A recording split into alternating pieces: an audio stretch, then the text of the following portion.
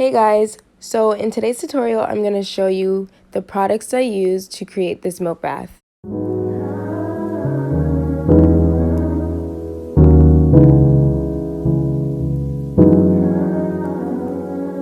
So these are the flowers I used, and it actually didn't float the way I wanted them to float, as you can see in the picture, but I was told that if I covered them in clear nail polish they would have float better.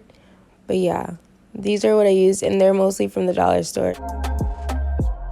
So this is the top I used, and I actually crocheted it myself. My business name is Crochettopsbyss, so if you don't know about it, check us out on Etsy and Amazon. And I also have another YouTube channel that I'm going to link that I do most of my crochet stuff on. Now, for the actual milk bath, I used this instant non-fat dry milk from Walmart. It was like $5 or maybe less. And this is how it looks once I added water to the tub and then added the 2 packages that it comes with to the water.